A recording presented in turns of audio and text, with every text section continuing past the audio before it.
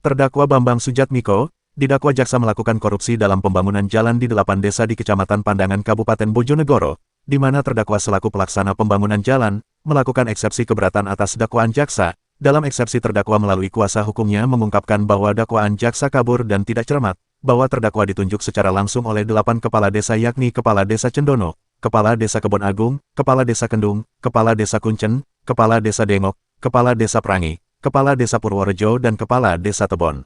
Menurut kuasa hukum terdakwa dalam kasus korupsi ini seharusnya jaksa juga menyeret 8 kepala desa karena dianggap turut serta bersama-sama dengan terdakwa, karena kepala desa yang menunjuk langsung yang seharusnya proyek tersebut melalui proses lelang.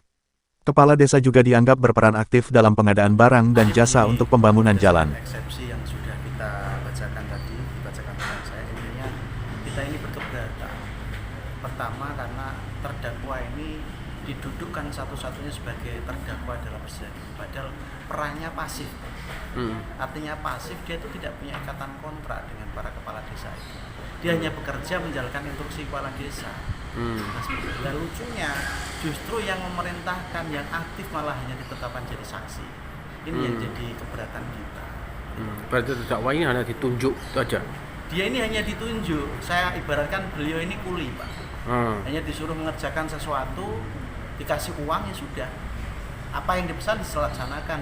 Nah kalau misalkan kemudian apa yang diminta kemudian tidak dikasih, artinya mohon maaf pekerjaan itu tidak selesai, itu bukan semata-mata atas kesalahan dari terdakwa, karena memang dia tidak dikasih anggaran selanjutnya. Itu yang jadi keberatan kami pada eksepsi kali ini.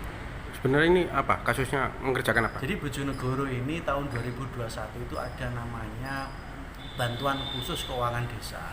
Ini bersumber dari APBD tahun 2021 untuk desa-desa. Jadi rata-rata di Bojonegoro ini per desa hampir dapat 1 miliar ke atas. Nah itu digunakan untuk kemajuan desa. Salah satunya yang terjadi di 8 desa yang di Padangan ini bangun jalan aspal sama rigid beton, Pak.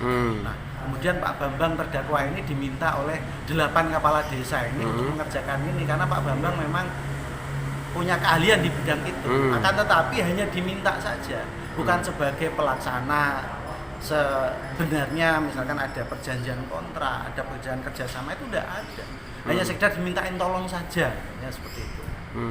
Berapa nilainya, Pak? Total kalau masing-masing ini ada 8 desa, Pak. Ya, ada 8 desa. Kalau nominalnya secara keseluruhan minimal tuh 500 juta yang tahap pertama. Ini ada 2 tahap, Pak. Pak Bang, ini tahap 1. Itu hampir 3 miliar sekian totalnya. Totalnya untuk semua mengerjakan ini. 8 desa. 8 desa itu desa, ya. Jadi seperti itu keberatan kami.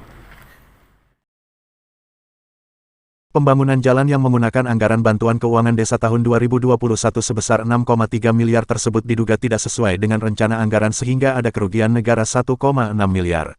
Dalam kasus ini terdakwa juga sudah mengembalikan uang sisa anggaran ke beberapa desa yakni Desa Dengok 130 juta, Desa Prangi 200 juta sekian, Desa Purworejo 100 juta sekian dan Desa Tebon 279 juta sekian, namun uang kelebihan tersebut tidak disebutkan dalam dakwaan jaksa.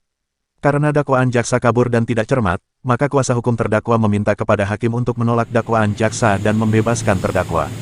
Dari Pengadilan Tipikor Sidoarjo, Rahayu mewartakan.